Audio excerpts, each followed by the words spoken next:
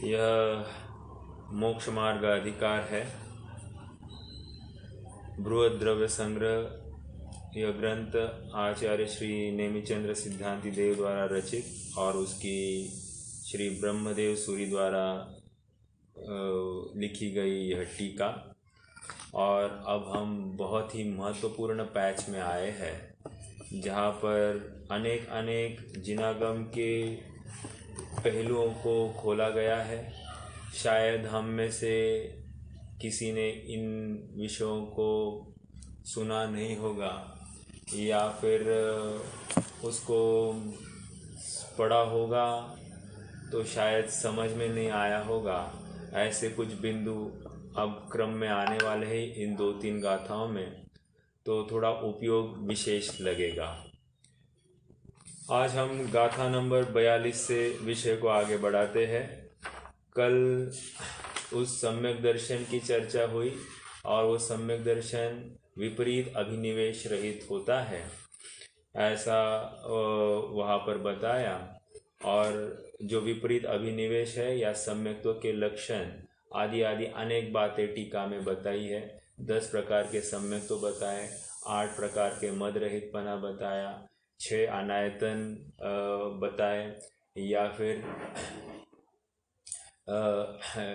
फिर वहाँ पर निशंकित आदि 8 अंग की बात आ गई, या फिर सप्त भय रहितपना बताया। ये सब बातें वहाँ पर टीका में आ गई, तो जो कि सरल है इसलिए हम उस बिंदु को नहीं लेंगे। अब हम 42वीं गाथा में आते हैं। 42वीं गाथा को हम सब एक बार पढ़ेंगे, शब्द और उसके भाव को समझते हैं। संशय विमोह विभ्रम विवज्यम अपपरसरुवस्य गहनं सम्मम्णानं सायारमणेयभेयं तु। फिर से, संशय विमोह विभ्रम विवज्यम अपपरसरुवस्य गहनं सम्मम्णानं सायारमणेयभेयं तु। देखो संधि देखते हैं। संशय विमोह विभ्रम 3 शब्द है। संशय विमोह विभ्रम, ओके। विवज्यम चौथा शब्द।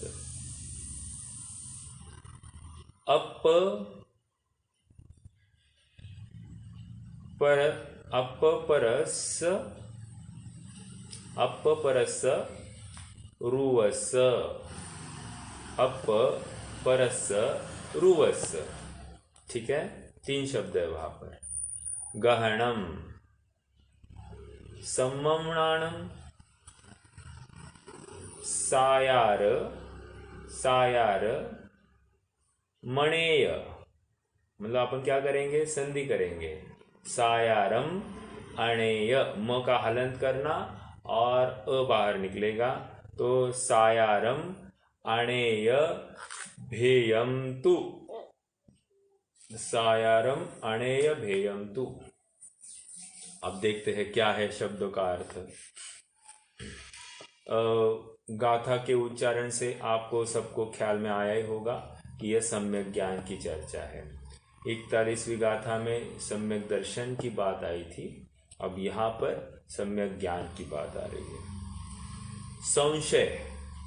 संशय मतलब संशय, विमोह मतलब विपरीतता, विभ्रम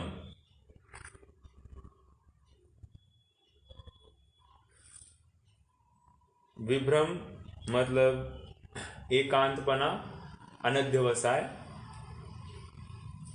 विवज्यम विवर्जित, छोड़ के, रहित, ओके। अप मतलब अपना, मतलब पर का, आत्मा का और पर का।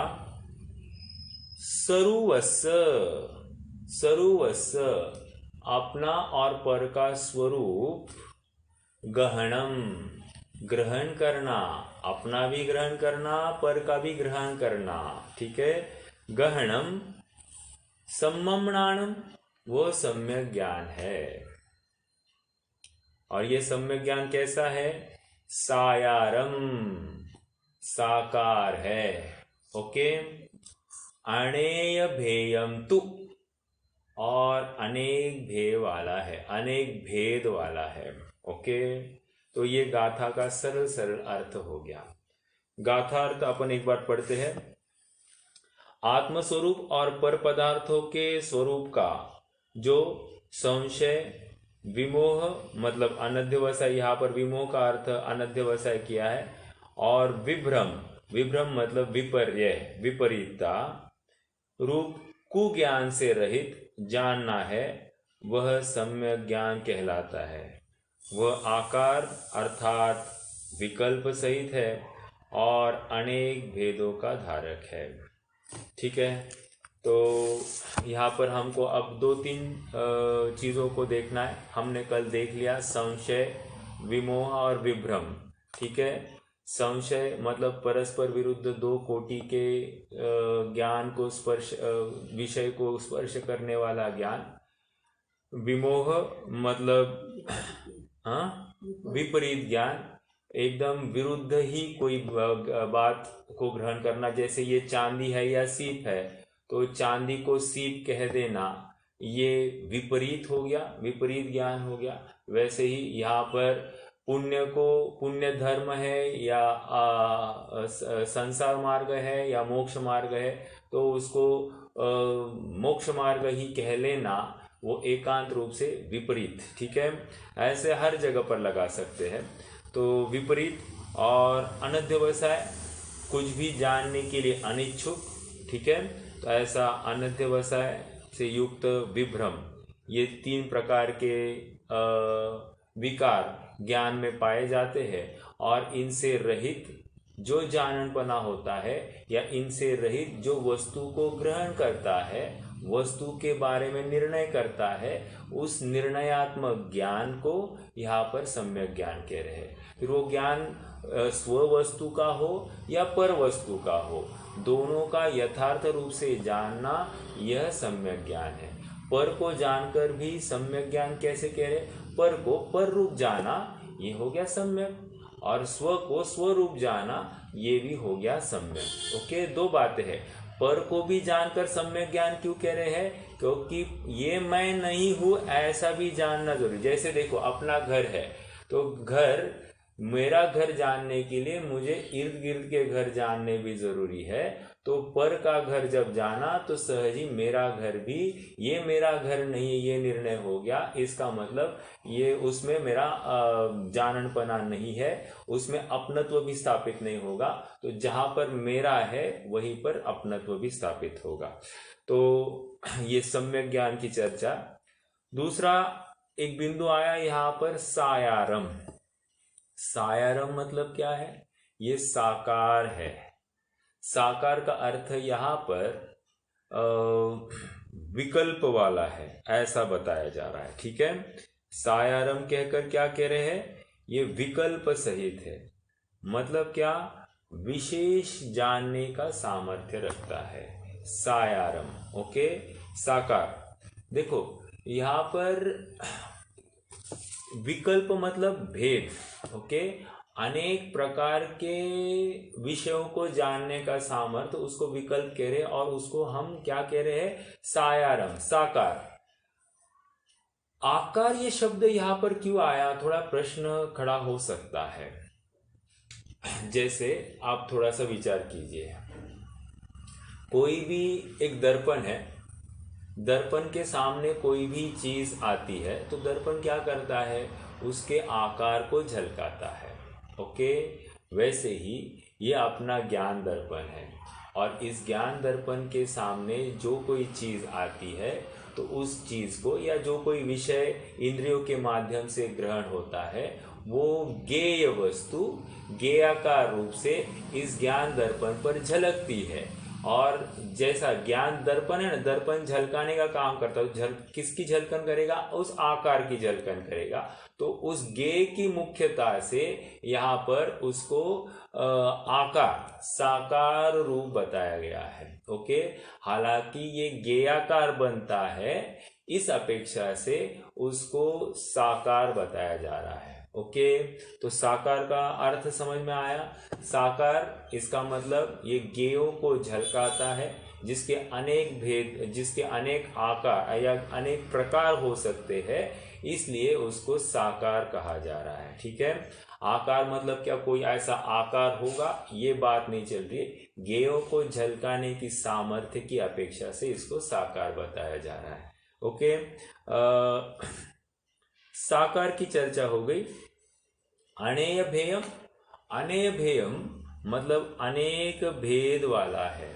अनेक भेद वाला है मतलब जैसे सम्यक ज्ञान 5 है ना, यहाँ पर मति ज्ञान, श्रुत ज्ञान, अवधि ज्ञान, मनपर्य ज्ञान और केवल ज्ञान।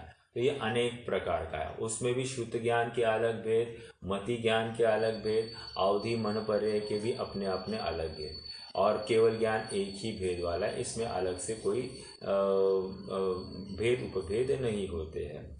तो इस प्रकार ये सम्यक ज्ञान अनेक प्रकार का है, ये यहाँ पर बात आ गई। ओके, तो ये गाथा का अर्थ है। अब हमको टीका का कुछ अंश पढ़ना है।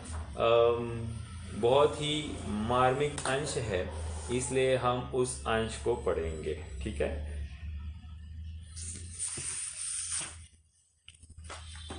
पेज नंबर 215 नहीं 215 नहीं, एक मिनट। 210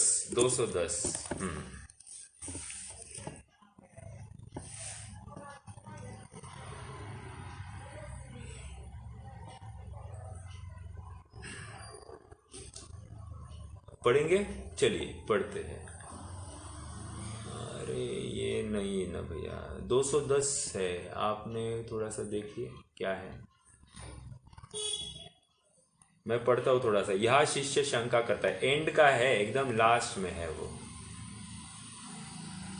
हाँ हाँ हाँ,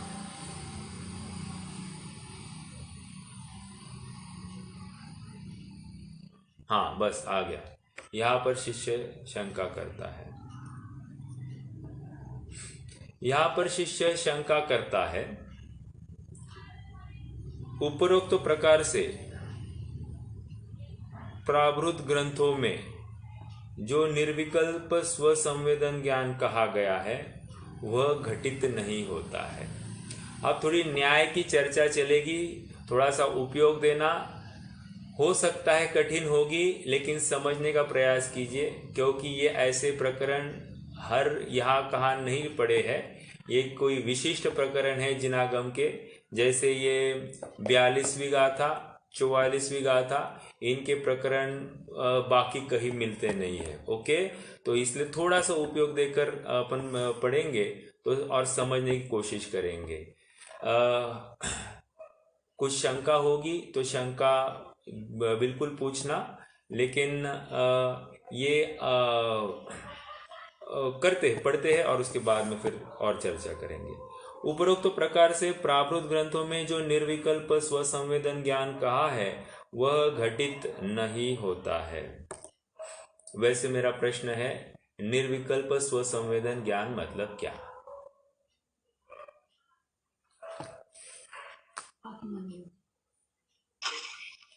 बाह्य विकल्प नहीं है ना, स्वयं को विषय किया है सिर्फ।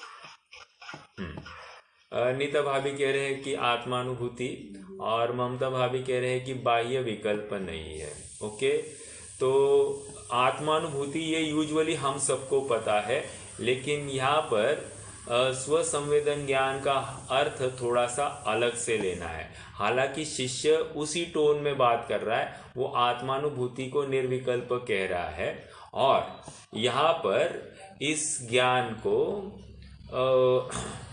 सविकल्प कहा जाता है। साकार मतलब सविकल्प बताया जा रहा है। तो आप ज्ञान को सविकल्प मानते हैं कि नहीं? और जब सविकल्प मानते हैं तो उस समय में आप निर्विकल्प कैसे बता रहे हो? निर्विकल्प स्व संवेदन कैसे कह रहे हो? प्रश्न इस प्रकार से किया जा रहा है। थोड़ा सा टोन समझिए। प्रकरण कुछ और चल रहा है और शिष्य ने थोड़ा सा अलग से प्रश्न खड़ा किया है। फिर से बताता हूं। प्रकरण ये चल रहा है कि ज्ञान सविकल्प है, ओके, और सविकल्प मतलब साकार उपयोग वाला है। और शिष्य ने प्रश्न खड़ा किया है, निर्विकल्प स्व संवेदन ज्ञान कैसे कहा जा रहा है? मतलब अनुभूति जो होती है वो निर्विकल्प स्व संवेदन ज्ञान कैसे, उसमें ज्ञान निर्विकल्प स्व संवेदन कैसे होता है, ये बताइए। तो प्रकरण अलग चल रहा है और शिष्य ने प्रश्न अलग खड़ा किया है। अब इसका यहाँ पर समाधान दे रहे हैं, ओके। वह घटित नहीं होता। किस लिए घटित नहीं होता? अभी तक प्रश्न ही चल रहा है। ऐसा कहा जाए तो कारण बदलाते हैं। जिस प्रकार, अभी भी प्रश्न है, हाँ, जिस प्रकार तर्क दे रहा है वो, जिस प्रकार जैन मत में सत्तावलोकन रूप चक्षु आदि दर्शन निर्विकल्प कहलाता है। सत्तावलोकन जैसे सामान्य प्रतिभास, उसको क्या कह रहे हैं? दर्शन उपयोग, ओके। सामान्य प्रतिभास उसको क्या कहते हैं? दर्शन कहते हैं। तो जिस प्रकार जैन मत में सत्तावलोकन रूप चक्षु आदि दर्शन निर्विकल्प कहलाता है, तो निराकार प्रतिभास को ही क्या कह रहे हैं? निर्विकल्प प्रतिभास होने पर भी वह विकल्प को उत्पन्न करने वाला कहलाते हैं। जैन मत में तो ज्ञान विकल्प को उत्पन्न करने वाला ही नहीं है, परंतु स्वरूप से ही सविकल्प है। उसी प्रकार स्व पर प्रकाशक है। अब शंका का परिहार करते हैं। यहाँ तक क्या बात चल रही है? उसका ये कहना है कि दर्शन उपयोग जैन मत में निर्विकल्प माना गया है और ज्ञान उपयोग सविकल्प माना गया है। तो आप निर्विकल्प स्व संवेदन ज्ञान कैसे कहते हो, ये आप हमको समझाओ। प्रश्न इस प्रकार से खड़ा हुआ है। शंका का परिहार। जैन सिद्धांत में, यह सिद्धांत ग्रंथों की बात है, जैन सिद्धांत में ज्ञान को कथनचित सविकल्प और कथनचित निर्विकल्प माना गया है। अब ये नवीन बात है। क्यों? आज तक हमने ज्ञान को सविकल्प ही माना था। अब ये टोन थोड़ी सी अलग है। अब इस टोन का अर्थ समझना बहुत जरूरी है, ठीक है? ये पॉइंट को पकड़िए और ये नोट करके रखिए कि जैन सिद्धांत में ज्ञान को कथनचित सविकल्प और कथनचित निर्विकल्प माना जाता है। वह इस प्रकार, एक उदाहरण दूं, फिर अपन आगे बढ़ते हैं। देखिए, जैसे मैं आम का रस पी रहा हूं, ओके। तो आम का रस पी रहा हूं तो उसमें आम का कोई अलग टेस्ट है, एक बात, उसमें खटास भी है और उसमें थोड़ी शक्कर भी डाली हुई है, लेकिन मुझे खटास का ही स्वाद आ रहा है। तो क्या कहेंगे? जो खटास का स्वाद आ रहा है वो खटास का स्वाद हो गया सविकल्प, ओके। और उस आम के रस में शक्कर भी है, उस आम की भी कोई अपनी टेस्ट है, वो टेस्ट मुझे गौण है, ओके। तो उस केस में जो आम का खटास वो सविकल्प हो गया और बाकी जो है, जो मिठास और जो उस आम की टेस्ट और जो जितने जितने उसके वर्ण होगा, पीलापन है या केसरिया है, जो कुछ है, ये उसके जो अन्य गुण है ये अभी गौण है, तो उनको निर्विकल्प बताया जा रहा है। ये यहाँ का प्रकरण है। प्रकरण वो अनुभूति वाला प्रकरण नहीं चल रहा है। प्रश्न उसने अनुभूति के एंगल से पूछा है, लेकिन प्रकरण यहाँ पर ज्ञान को सविकल्प इसलिए कहा जा रहा है कि जिसको जानता है वो गेय मुख्य हो जाता है। इस अपेक्षा से उस गेय को सविकल्प कहेंगे, और उस संबंधी और अनेक बातें होंगी जो अभी मुख्य नहीं हुई है और वो गौण रूप से है, इसलिए उन बातों को यहाँ पर निर्विकल्प बताया जा रहा है। बस ये प्रकरण है। बहुत हाई फाई बातें नहीं है, बहुत ही हाँ, जैसे लब्धि उपयोग जैसी ही बात है, बट अभी इसको सविकल्प और निर्विकल्प कहना है। ठीक है, ये एक ही पर्टिकुलर वस्तु को लेकर उसमें सविकल्प और निर्विकल्प घटित कर रहे हैं। ओके, जैसे अभी हम नींबू का शिकंजी पी रहे हैं, राइट। तो शिकंजी जब पी रहे हैं तो वो खट्टी है, मीठी है, और उसमें नमक भी है, आदि आदि अनेक 5-6 चीजें हैं, और उसमें से हमको एक गेय ऊर्ध्व हो गया, खट्टापन ऊर्ध्व हो गया, तो वो खट्टापन हो गया सविकल्प। और बाकी जो अन्य गेय है उसमें है तो, लेकिन अब उनके बारे में कोई जानना नहीं है, उसके बारे में मुख्यता नहीं है, गौणता है। इस अपेक्षा से उसका मीठापन, उसमें नमक, उसमें जो पानी है या उसका जो कोई कॉन्सेंट्रेशन है, ये सब क्या हो जाएंगे, निर्विकल्प कहलाएंगे। ये इतनी ही बात यहाँ पर है। अब पढ़ते हैं तो थोड़ा सा अब आपको पकड़ में आएगी बात। हाँ, कहाँ थे अपन?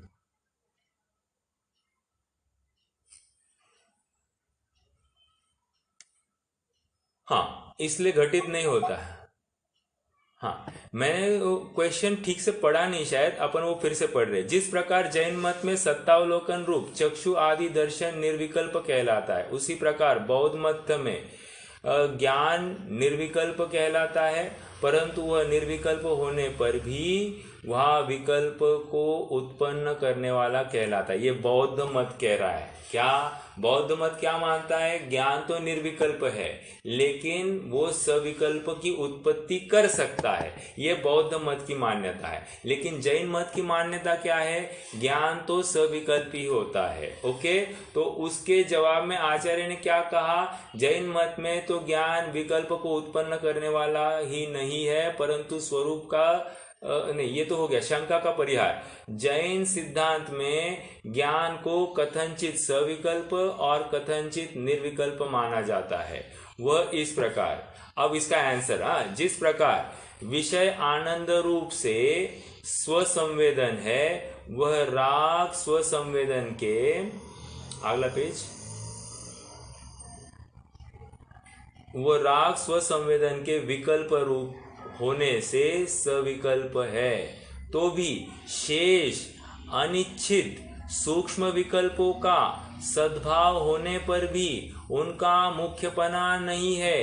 इस कारण निर्विकल्प भी कहलाता है। कौन? ज्ञान। ज्ञान ज्ञान ज्ञान को हमारे यहाँ सविकल्प और निर्विकल्प ऐसे दो भेद करके भी हम उसको स्पष्टीकरण देते हैं। ठीक है, ये किसका खंडन चल रहा है? बौद्ध मत का। बौद्ध मत क्या कह रहा है कि हम तो ज्ञान को निर्विकल्प ही मानते हैं, लेकिन वो सविकल्प भी हो सकता है।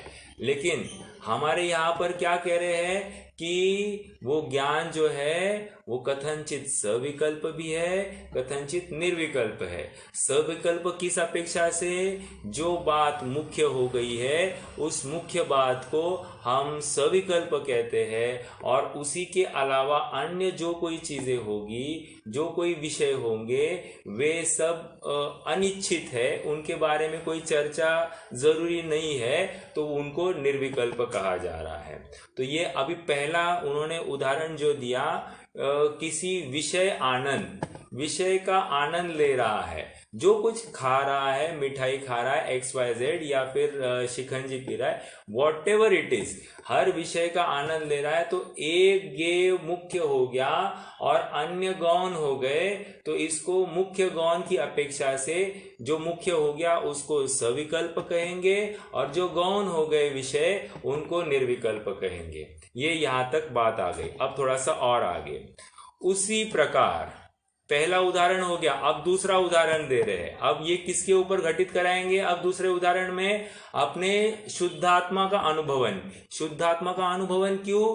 क्योंकि प्रश्न याद रखना, प्रश्न उन्होंने आत्मा को निर्विकल्प स्वसंवेदन कैसे, जबकि वो ज्ञान तो सविकल्प है और आप उसको निर्विकल्प कैसे मान रहे हो, ये मूल प्रश्न था। इसलिए यहाँ पर आत्मानुभूति के ऊपर भी सविकल्प और निर्विकल्प घटित करके दिखा रहे हैं। देखो पढ़ते हैं, उसी प्रकार स्वशुद्धात्मा के स्वसंवेदन रूप वीतराग स्वसंवेदन ज्ञान भी स्वसंवेदन के एक आकार रूप विकल्पमय होने से सविकल्प है, तो भी बाह्य विषयों के अनिश्चित सूक्ष्म विकल्पों का भी सद्भाव होने पर भी उनका मुख्यपना न होने से निर्विकल्प भी कहलाता है।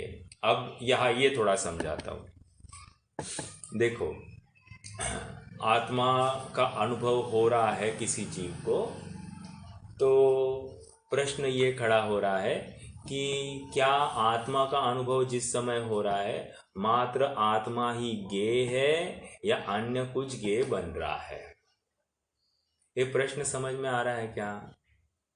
कोई जवाब दे सकता है इसका?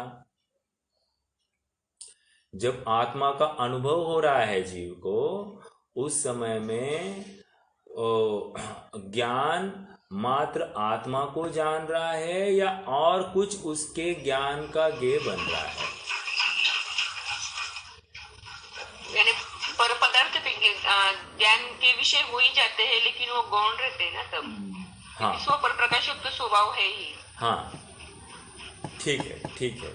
तो आपका ये कहना है कि आप मतलब प्रश्न का उत्तर इस प्रकार हो सकता है कि हाँ, जब आत्मा अपने मतलब पर्याय अपने स्व तत्व को ग्रहण करती है, उस समय जब ग्रहण कर रही है तो उस समय में ज्ञान में अन्य भी विकल्प है, ऐसा नहीं कि अन्य विकल्प नहीं है।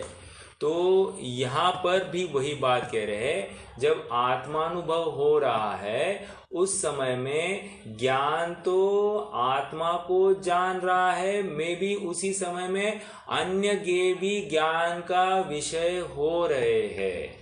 लेकिन यहाँ पर जो आत्मानुभव हो रहा है, स्वसंवेदन हो रहा है, इस मुख्यता से कह रहे हैं कि ये इस अपेक्षा से तो वो ज्ञान है सविकल्प। आत्मानुभव के काल में सविकल्प मतलब वो आत्मानुभवन वो जो है वो सविकल्प, और उसके अलावा अन्य ज्ञेय जो है वे ज्ञान का ज्ञेय हो रहे हैं, लेकिन वे अनिश्चित है, इसलिए उन संबंधी ज्ञान निर्विकल्प है, ऐसा समझाया जा रहा है। ये समझ में आया क्या? ये दूसरी बात। तो फिर से पढ़ते हैं, उसी प्रकार स्वशुद्धात्मा के स्वसंवेदन, देखो सेकेंड लाइन से पढ़ रहे, उसी प्रकार स्वशुद्धात्मा के स्वसंवेदन रूप वीतराग स्वसंवेदन ज्ञान भी स्वसंवेदन के एक आकार रूप विकल्पमय होने से सविकल्प है। मतलब आत्मानुभव हो गया, ये आत्मा ही बुद्धिपूर्वक मेरे ज्ञान का ज्ञेय बन रहा है, लेकिन अबुद्धिपूर्वक अनेक ज्ञेय मेरे ज्ञान का ज्ञेय हो रहे हैं, लेकिन बुद्धिपूर्वक एक शुद्धात्मा में ही मेरा उपयोग लगा है। इस अपेक्षा से यहाँ पर उस शुद्धात्मा के अनुभवन को सविकल्प कहा जा रहा है। उसके साथ साथ अन्य भी अनेक ज्ञेय है, वे मेरे ज्ञान का ज्ञेय बन रहे हैं, लेकिन उसका मुझे कोई अनुभवन ऐसा विशेष रूप से हो नहीं रहा है। इस अपेक्षा से वे निर्विकल्प है, गौण है। ओके, इसके लिए एक बहुत सरल उदाहरण देते हैं, मेरे ख्याल से प्रवचन सार में आई है बात। जैसे हमने कह दिया आम्रवन, हमने आम्रवन कहकर क्या बात हो गई है, क्या मात्र आम का वन है या वहां पर अन्य भी पेड़ संभव है?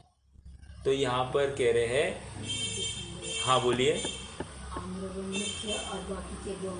तो बहुलता के अपेक्षा से कहे थे ना आम्रवन। Correct correct. तो बहुलता, आम के पेड़ 80-90% होंगे और 10-20% जो है वो नीम के, बबूल के आदि आदि पेड़ हो जाएंगे। तो इस अपेक्षा से उस पूरे उसको आम्रवन कहेंगे। उसमें इने गिने नारियल का पेड़ हो सकता है, जो पेड़ लगाने लगा दीजिए 10% वो होंगे, फिर भी उस वन को आम्रवन ही नाम पड़ेगा। क्यों? मुख्यता की अपेक्षा। उसी प्रकार यहाँ वो प्रकरण है, यहाँ पर सविकल्प कहना है, मतलब मुख्यता से ज्ञान का ज्ञेय बुद्धि पूर्वक एक शुद्धात्मा हो गया है। बाकी अन्य ज्ञेय भले ही ज्ञान का ज्ञेय बन रहे हैं, फिर भी वहां पर उन संबंधी विकल्प दौड़ नहीं रहा है, इसलिए वे निर्विकल्प है। ओके, ये यहाँ पर बात आ गई। तो ये स्व संवेदन की अपेक्षा दूसरा उत्तर दे रहे। पहला उत्तर किसी विषय को भोगने की अपेक्षा आया, दूसरा अपने आत्मा को भोगने की अपेक्षा, स्व संवेदन की अपेक्षा उत्तर दे रहे। ओके, देखिए कहा गया विकल्पमय होने से सविकल्प है, तो भी बाह्य विषयों के अनिश्चित सूक्ष्म विकल्पों का सद्भाव होने पर भी उनका मुख्यपना न होने से निर्विकल्प भी कहलाता है। यहाँ अपूर्व स्व संवेदन के आकार रूप अंतर्मुख प्रतिभास होने पर भी बाह्य विषयों के अनिश्चित सूक्ष्म विकल्प भी है। इसी कारण ज्ञान स्वपर प्रकाशक भी सिद्ध होता है। यदि यह सविकल्प, निर्विकल्प और स्वपर प्रकाशक ज्ञान का व्याख्यान आगम, अध्यात्म और तर्क शास्त्र का अनुसरण करके विशेष रूप से किया जाए तो बहुत विस्तार हो जाएगा, परंतु यह द्रव्य संग्रह अध्यात्म शास्त्र होने से उनका विस्तार नहीं किया। निष्कर्ष के रूप में यहाँ पर हमको इसमें से एक ही टेक अवे है कि सविकल्प जब कह रहे हैं, अर्थात जो बुद्धि पूर्वक जिसको ग्रहण किया जा रहा है उसको सविकल्प कहना, और जो बुद्धि पूर्वक ग्रहण नहीं किया जा रहा है, अबुद्धि पूर्वक विषय है, लेकिन ज्ञान में तो झलक रहा है, लेकिन उसको ज्ञान जान तो रहा है, लेकिन वहां पर उसमें उपयोग नहीं रखा है, इस अपेक्षा से उसको निर्विकल्प कहेंगे। ठीक है, तो ये ज्ञान, अब इसके बाद में हम क्या कहेंगे, ज्ञान सविकल्प है या निर्विकल्प? तो कथनचित सविकल्प, कथनचित निर्विकल्प। और वहां पर मुख्यतः सविकल्प क्यों कह रहे हैं? क्योंकि उसमें विशेष को ग्रहण करने की सामर्थ्य है, इसलिए वहां पर सविकल्प बताया जाता है। ठीक है, आइए। हाँ बोलिए।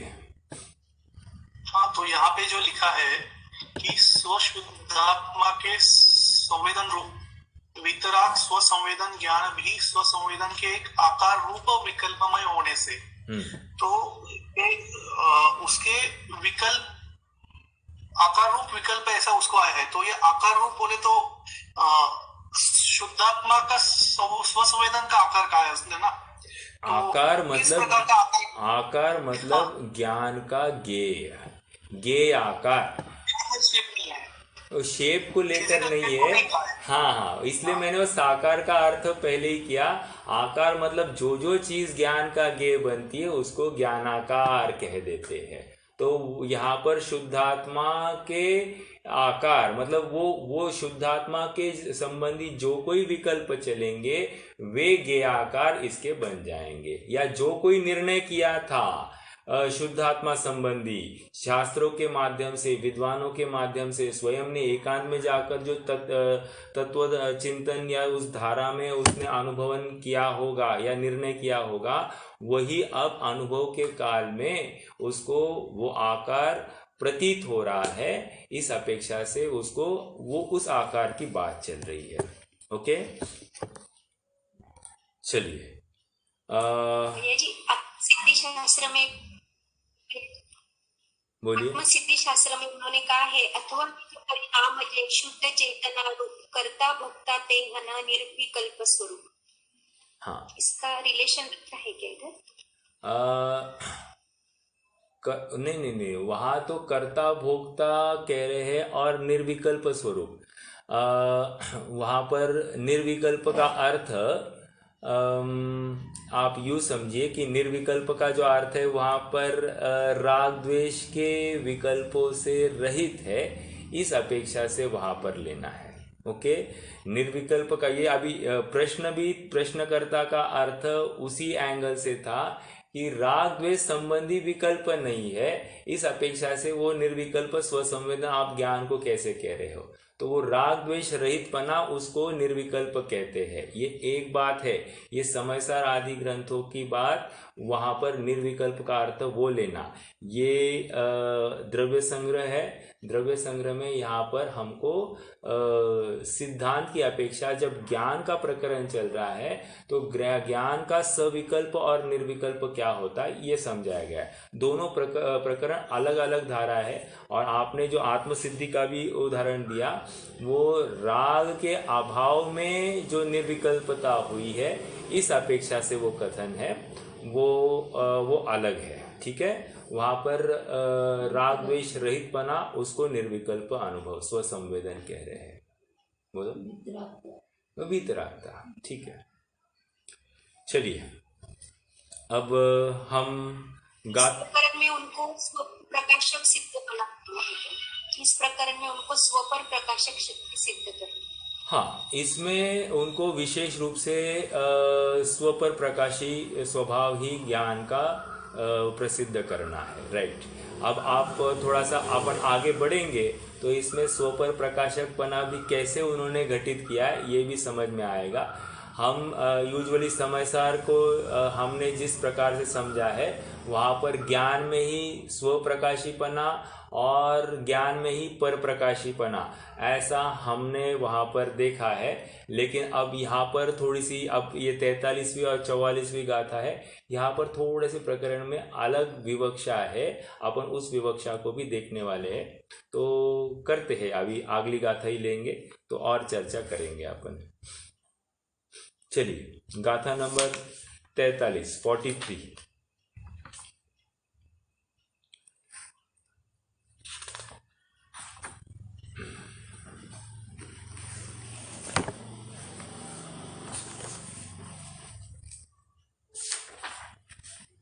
हाँ जी। जम सामर्णम गहनम भावाणमेव कट्टुमायारम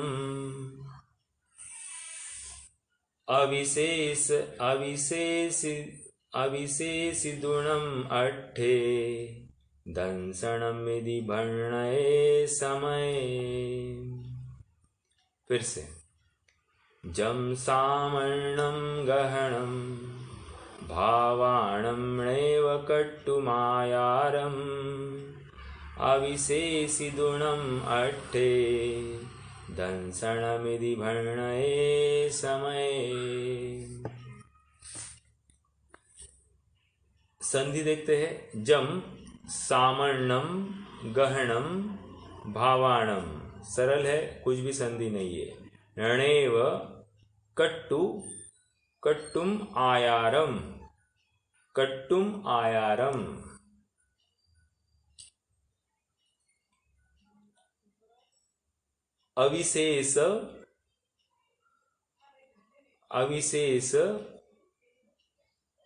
अविशेषिदुणम अट्ठे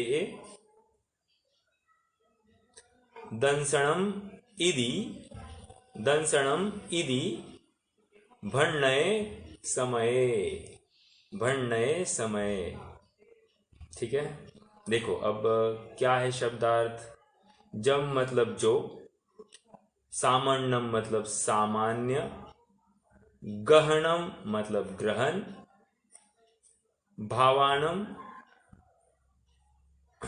भावानम मतलब उसके भावों को, णेव नहीं, कट्टुम करता है करके, आयारम आकार या सविकल्प, कुछ भी लगा सकते, आकार या सविकल्प, अविशेषिदुनम, अविशेष, मतलब नहीं, विशेष विशेष से रहित, अट्ठे मतलब पदार्थ, दंसनम इति दर्शन, इति इस प्रकार, भण्णये समये, भण्णये मतलब कहा है, समय मतलब शास्त्रों में। तो यहां पर अब दर्शन की परिभाषा बता रहे हैं। क्या कह रहे हैं?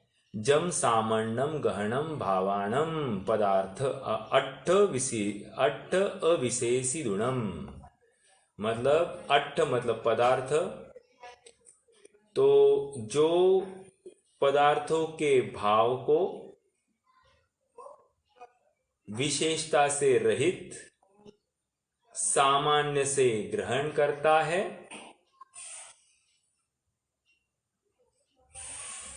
नेव कट्टुमायारम, और सविकल्प से रहित ग्रहण करता है, उसे दर्शन ऐसा शास्त्रों में कहा गया है। ओके, देखो क्या है इसका गाथार्थ पढ़ते हैं। कहा गया, हाँ, छद्मस्त जीवों के 43 क्या 44 है, हाँ, यह शुक्ल है, यह कृष्ण है, इत्यादि रूप से पर पदार्थों को भिन्न भिन्न न करके और विकल्प को न करके जो पदार्थ का सामान्य से अर्थात सत्तावलोकन रूप से ग्रहण करना है, उसको परमागम में दर्शन कहा गया है। अब यहाँ पर दर्शन की सामान्य परिभाषा। ओके, दर्शन की सामान्य परिभाषा क्या कह रहे? जो सत्तावलोकन मात्र है। सत्तावलोकन मतलब बस महासत्ता का वहां पर स्वीकृति है, ये सत्तावलोकन है। प्रत्येक पदार्थ की अस्तित्व है, इसकी जो सिद्धि जहां पर होती है वो दर्शन कहलाता है। ओके, अब प्रश्न यहाँ पर खड़ा हो रहा है कि जो सत्तावलोकन है वहां पर स्व का हो रहा है, कौन से पदार्थ का कर रहा है, स्व पदार्थ का या पर पदार्थ का? तो दो अपेक्षा है यहाँ पर।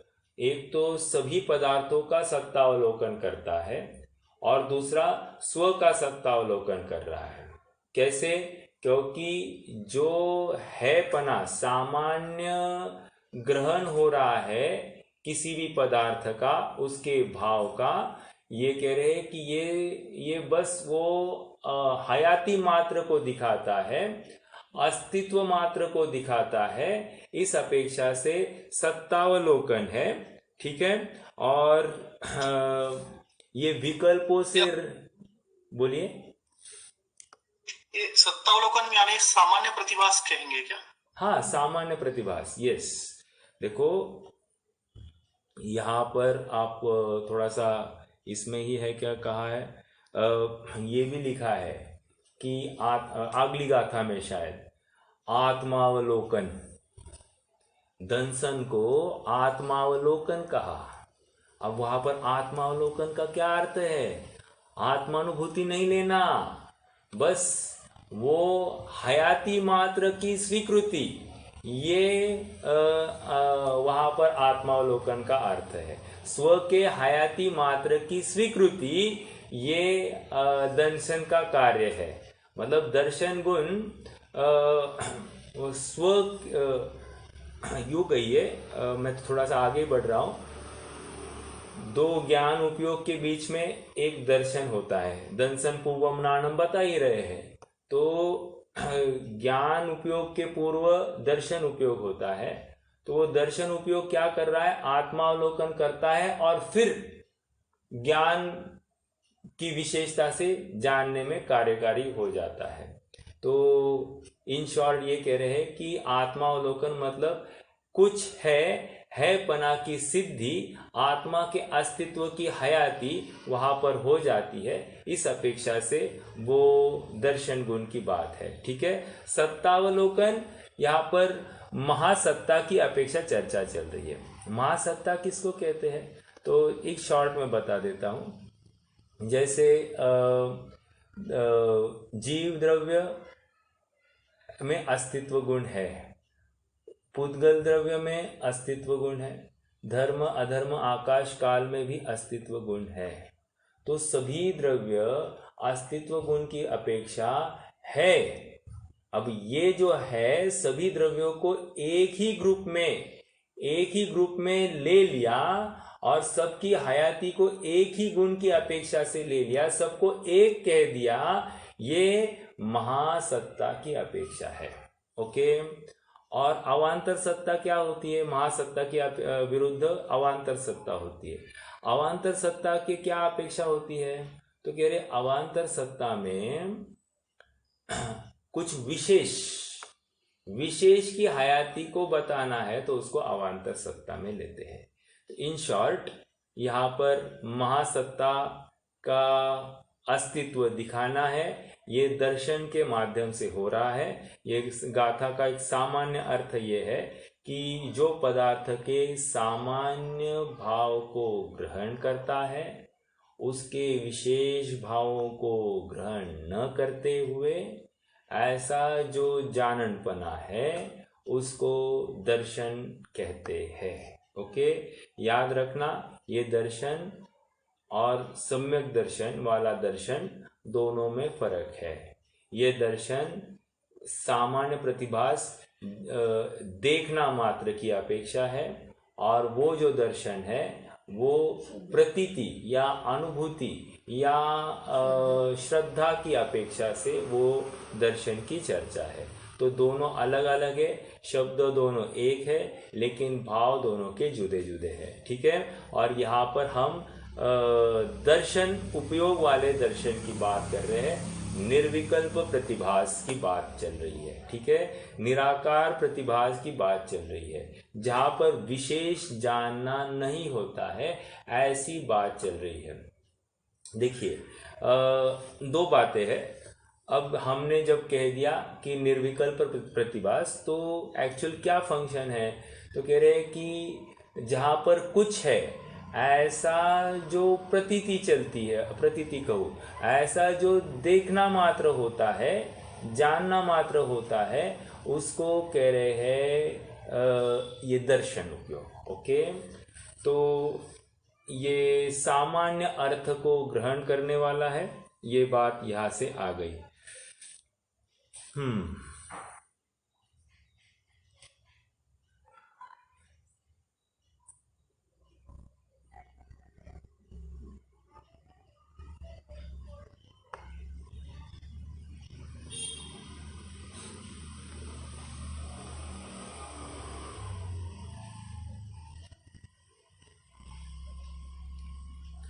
और एक बात, जैसे हमने दर्शन उपयोग को बताया, तो दर्शन उपयोग के यहाँ पर मान लीजिए कि ऐसे हाथ हिलाया जाए, आपको इतने स्पीडली चला जाए कि आपको कुछ समझ में नहीं आए, तो वो जो समझ में नहीं आ रहा है तो कुछ है, इतना एक प्लेटफॉर्म सेट हो गया है, इसी को यहाँ पर दर्शन कह रहे हैं। देखो, और एक कुछ है, इहा नामक मति ज्ञान है। ओके, वो अलग चीज है, वहां पर तो ज्ञान का या साकार हो गई है वो बात, लेकिन सत्ता मात्र की हयाती को जो दर्शा रहा है उसको यहाँ पर निर्विकल्प प्रतिभास बताया जा रहा है। ठीक है,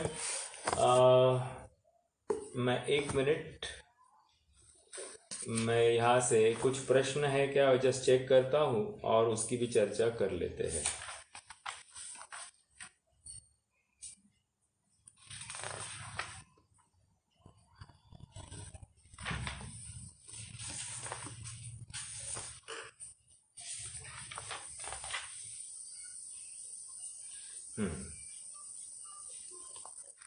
देखो एक प्रश्न है यहाँ पर, ज्ञान साकार होता है इसका तात्पर्य क्या है? ये मैंने 42 गाथा की बात है। यह जीव है, यह पुद्गल है, यह मनुष्य है, यह तिर्यंश है इत्यादि रूप से निश्चय करने वाले, ग्रहण करने वाले ज्ञान को साकार कहते हैं। ज्ञान में गे जैसा जानन रूप आकार का ग्रहण होता है, इसलिए ज्ञान को साकार कहते हैं।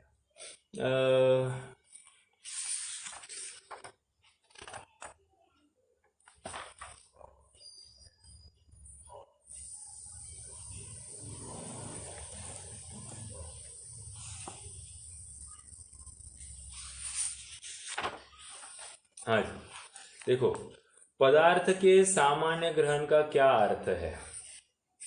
ठीक है, प्रश्न किया गया है पदार्थ के सामान्य ग्रहण का क्या अर्थ है। भैया अगर ये प्रश्नोत्तरी आपके पास है तो आप शेयर कर सकते हैं, तो या फोटो सॉफ्ट कॉपी नहीं है आपके पास? है भैया, है, ठीक है ना। तो पेज नंबर 239 ओपन कर सकते हैं। पदार्थों के सामान्य ग्रहण का क्या अर्थ है? तो उत्तर, पदार्थों के सामान्य ग्रहण का तर्क दृष्टि से तो यह अभिप्राय है कि पदार्थों का सामान्य सत्ता का अवलोकन दर्शन है। दो परिभाषा दे रहे हैं, ठीक है, अभी अभी हम जो चर्चा कराए। सामान्य ग्रहण का तर्क दृष्टि से यह अभिप्राय है कि पदार्थों का सामान्य सत्ता का अवलोकन वो दर्शन, ओके। इससे किसी भी प्रकार का विकल्प, विचार या विशेष का ज्ञान नहीं है। और सिद्धांत दृष्टि से दर्शन का यह अभिप्राय है कि अंतर्मुख चैतन्य मात्र का जो प्रकाश है अथवा आत्मावलोकन है वह दर्शन है। दो परिभाषाएं दे रहे हैं। एक तो हमने और आपने सबने जो अभी हम जो विशेष रूप से चर्चा कर रहे हैं कि सामान्य प्रतिभास, ओके, अस्तित्व मात्र रूप जो हयाती को दिखाता है उसको हम या निराकार प्रतिभास या निर्विकल्प प्रतिभास जिसको कहते हैं उसको हम दर्शन मानते हैं। लेकिन वो जो विवक्षा है वो तर्क दृष्टि वाली है। व्हाट इज तर्क दृष्टि? तर्क दृष्टि मतलब जो परमत के साथ में जो हमारा विषय के बारे में चर्चा होती है, वाद विवाद होते हैं, उनके साथ में अगर चर्चा करनी है तो उस परिभाषा को दिया जाता है। कौन सी? जो निराकार प्रतिभास है, निर्विकल्प है, उसको हम दर्शन कहते हैं। ये एक परिभाषा हो गई।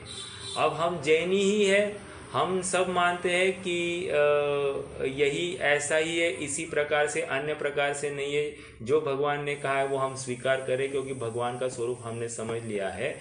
तो वहाँ पर फिर सिद्धांत दृष्टि आती है और सिद्धांत दृष्टि में यह अभिप्राय है कि अंतर्मुख चैतन्य मात्र का जो प्रकाश है अथवा आत्मावलोकन है वह दर्शन है। मुकेश भाई, मैं अभी जस्ट कह रहा था ना सत्तावलोकन मात्र, तो सत्तावलोकन का अर्थ यहाँ पर क्या लिया? अंतर्मुख चैतन्य मात्र का जो प्रकाश है अथवा आत्मावलोकन है वह दर्शन है। अब आत्मावलोकन का अर्थ आत्मानुभूति नहीं लेना, बस वो आत्मा की हयाती की सिद्धि करना, स्व के बारे में ही स्वीकृति करना, यह दर्शन का काम है, ओके। अब देखो दूसरा प्रश्न, इन दोनों लक्षणों में परस्पर विरोध है। दो लक्षण बताए ना, एक तर्क दृष्टि वाला, एक सिद्धांत दृष्टि वाला। तो कह रहे इन दोनों में परस्पर विरोध है। इन दोनों लक्षणों में परस्पर विरोध नहीं है क्योंकि दोनों के विषय आत्मा ही होते हैं। Point number 2। वैसे आप सबको बताऊं, ये हमने उपयोग नामक पाठ पढ़ा है, ओके, उपयोग नामक पाठ पढ़ा है सबने। तो उसमें मेरे ख्याल से ये गाथा नंबर 44 का अंश उद्धृत किया है। वितराग विज्ञान की गाइड में उपयोग नामक पाठ है, उसमें ये गाथा नंबर 44 की टीका का अंश उद्धृत किया गया है। अगर नहीं पढ़ा है तो अपन उसको भी वहाँ से भी पढ़ सकते हैं, लेकिन ऐसा नहीं कि ये नवीन बात है, लेकिन मैं ये पक्की बात है कि हमने उस प्रकरण को छोड़ा होगा। ओके, तो अभी अपन चर्चा करेंगे। अब जैसे गाथा आएगी तो हम चर्चा करेंगे। अभी इस गाथा नंबर 43 की चर्चा करनी है।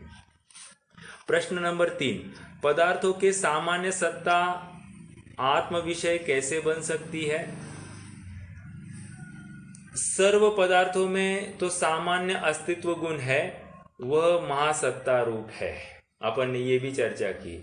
सब पदार्थों का सामान्य सत्ता को आत्म विषय कैसे बना रहा है? महासत्ता की अपेक्षा। उस सामान्य सत्ता के प्रतिभास में कोई नियत पदार्थ सामान्य सत्ता से विशेषित नहीं होता है, अन्यथा वह अवांतर सत्ता कहलाएगी। मतलब उसमें से थोड़ा सा अलग हट के बताना है तो हम उसको अवांतर सत्ता कहेंगे। जैसे महासत्ता में क्या है? सभी एक है, सभी पदार्थ एक है, क्योंकि सभी का अस्तित्व है। अब हमको जीव द्रव्य को बाहर निकालना है। ओके, महासत्ता में से बाहर निकालना है, तो कह रहे नहीं, लेकिन जीव द्रव्य में तो जानन देखनपना है, तो इमीडिएटली क्या हो गया? जीव द्रव्य की अवांतर सत्ता सिद्ध होती है। उसको हमने अलग निकाल दिया, उसके किसी विशेष गुण को हाईलाइट करके अन्य से अलग दिखाया और उसको उसकी अवांतर सत्ता दिखा दी। ठीक है, प्रश्न है क्या मुकेश भैया? नहीं भैया, ओके, ऑन रह गया था म्यूट। हाँ जी, तो आगे बढ़ते हैं। अवांतर सत्ता कहलाएगी, सामान्य सत्ता नहीं। इसलिए सामान्य सत्ता में कोई पदार्थ विषयभूत नहीं होता, किंतु सामान्य सत्ता का प्रतिभास करने वाला है आत्मा, और आत्मा वास्तव में अपने को ही देखता जानता है, सो सामान्य सत्ता का प्रतिभास करने वाला स्वयं विषय होता है। ओके, तो ये तीसरा बिंदु हो गया। महासत्ता की स्वीकृति ही ये सामान्य प्रतिभास है, क्योंकि एक अस्तित्व गुण की तरफ से हम देखते हैं तो सभी की हयाती है, और यही अस्तित्व की अपेक्षा से वस्तु की सिद्धि करता है सामान्य प्रतिभास। ओके, आगे पदार्थों के सामान्य सत्ता का ग्रहण, यह अर्थ गाथा में कैसे निकला? अब देखो, गाथा को देखना पड़ेगा। क्या कह रहे? गाथा में यह शब्द है जम सामन्नम गहनम, आया पहला ही पद है जम सामन्नम गहनम। जो सामान्य ग्रहण है वह दर्शन है। यदि सामन्नम से पहले भावानम शब्द लगाते हैं तो अर्थ निकलता है कि पदार्थ का सामान्य ग्रहण। पदार्थ का सामान्य धर्म है सामान्य सत्ता, जो कि सर्व में व्यापक है। इस प्रकार अर्थ निकला कि पदार्थों की सामान्य सत्ता का अवलोकन दर्शन है। सामान्य सत्ता मतलब सभी है, सभी अस्तित्व गुण की अपेक्षा से है, इसलिए सामान्य अवलोकन हो गया। ठीक है, उसमें विकल्प खड़े नहीं हुए, सबको एक ही खड़ा किया है, सबको एक प्लेटफॉर्म पर लाया है, इसलिए सामान्य सत्ता की अपेक्षा से स्वीकार किया है। भैया, हाँ बोलिए। तो ये महासत्ता जो मान रहा है, तो इसका मतलब ये नहीं है कि वो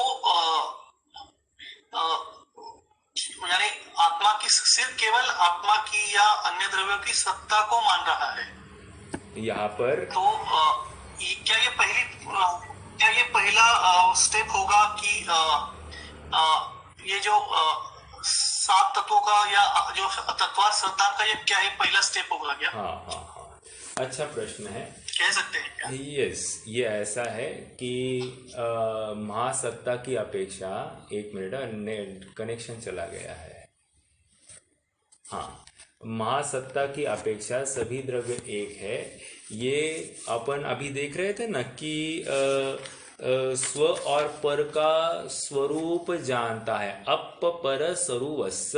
पहली गाथा में देखा, अप और पर का स्वरूप देखा। तो अप और पर मतलब आत्मा और पर एक कैसे है, तो उनके आवाज कट रहा है भैया बहुत। आवाज कट रहा है क्या? एक मिनट। देखो क्या आया है। ओ गाड़ी पर रखो, नहीं तो रखो, उधर उधर रखो, ठीक है। देखो आ रही है आवाज अभी? हाँ भैया। ओके, तो यहाँ पर स्व का स्वरूप और पर का स्वरूप का यथार्थ निर्णय करना, तो उसमें सामान्य अपेक्षा से सभी द्रव्य कैसे है इसका भी निर्णय होता है, और दूसरा सामान्य विशेष अपेक्षा से सब अपने एक दूसरे से कैसे भिन्न है इसका भी निर्णय होता है। तो जो एक आपका प्रश्न जो है कि सभी एक है, तो इससे भी तत्व चिंतन चालू होता है क्या? तो बिल्कुल चालू होता है कि सभी द्रव्य अस्तित्व की अपेक्षा से है, ये बात तो पक्की है। ओके, तो इसमें लाभ क्या होता है? बहुत सारे लाभ होते हैं। जैसे हमारा पर द्रव्य में जो अपनत्व है, मान लीजिए अपने घर वाले जो कुटुंबीय है उनमें जो अपनत्व है और किसी का वियोग का प्रसंग बन जाता है, तो इसमें हम जो रुदन करते हैं, खेद व्यक्त होता है, तो हमको वो रुदन नहीं होता है जब हम ये स्वीकार करते हैं कि सब है, तो सबका अस्तित्व है, ये बात से लेकर हम उस बात को स्वीकृत कर लेते हैं। उसका नाश हुआ नहीं है, बस उसका अवस्थांतर हुआ है, पर्यायांतर हुआ है, मात्र वस्तु का नाश हुआ नहीं है, तो हमको व्यर्थ में रुदन करने का कोई अवसर नहीं। ये एक अपेक्षा।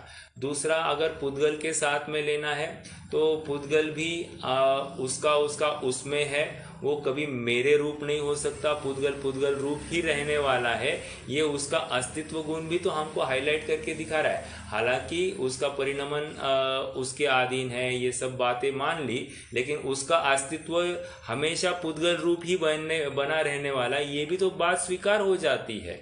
तो इस न्याय से भी हमारा तत्व चिंतन वहाँ पर होता है, और बिल्कुल वो कार्यकारी है विषय या वस्तु को समझने के लिए।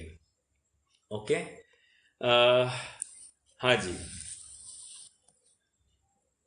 अब और एक प्रश्न है, प्रश्न नंबर 6 लेते, 6 नीचे। सामान्य रूप से ग्रहण क्या होता है?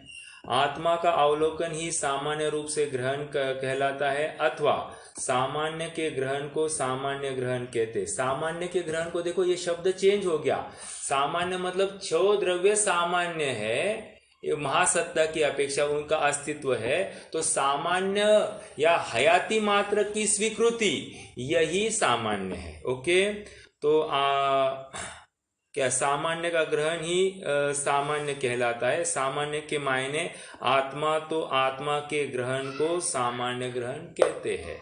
तो यहाँ पर आत्मा को ग्रहण करना, इसको सामान्य। देखो, ये हमने जो दर्शन का अर्थ जो किया है सामान्य प्रतिभास, ये इससे थोड़ा सा हटके है। ये आत्मा का अवलोकन मतलब आत्मा की हयाती, आत्मा का अस्तित्व की सिद्धि यहाँ पर हो रही है। इस अपेक्षा से इस परिभाषा का विशेष महत्व है। ओके, सामान्य का ग्रहण करना अर्थात सामान्य वस्तु की हयाती की स्वीकृति करना, यही सामान्य का ग्रहण है। ये इसका अर्थ यहाँ पर समझना, ठीक है।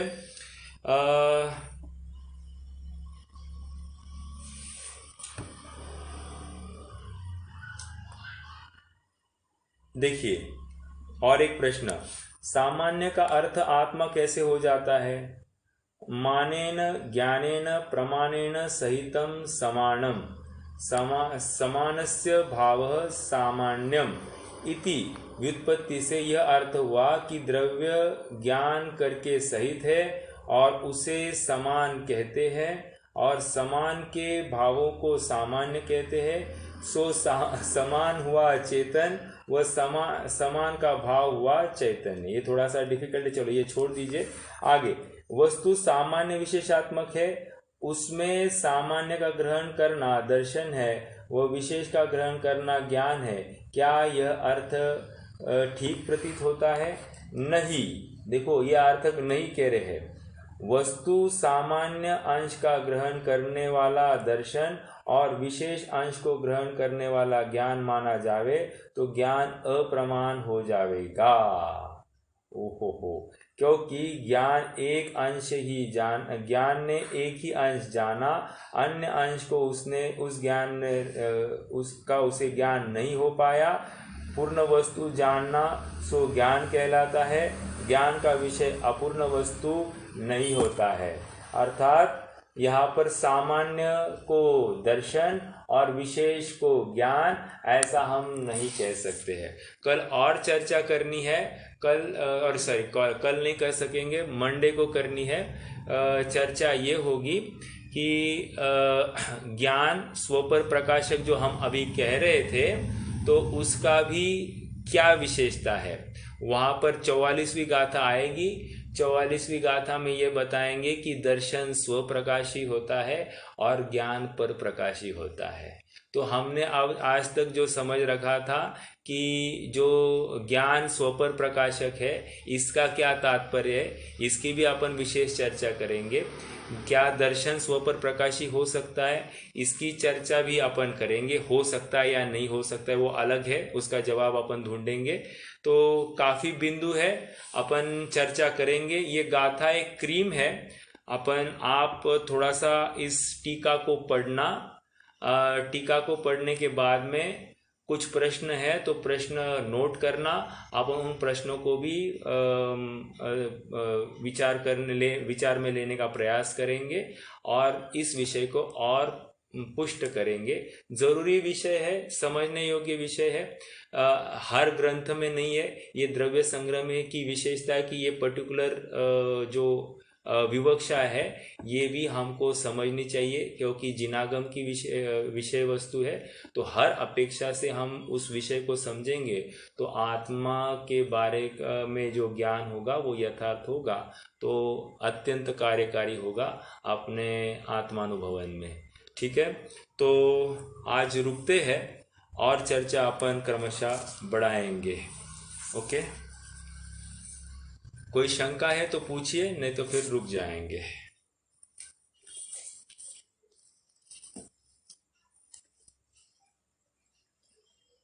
चलिए जिनवानी स्तुति करते हैं। निज निधि निज में बताई, यह अनंत उपकार है। इसके लिए जिनवाणी माँ को वंदना शत बार है। इसके लिए जिनवाणी माँ को वंदना शत बार।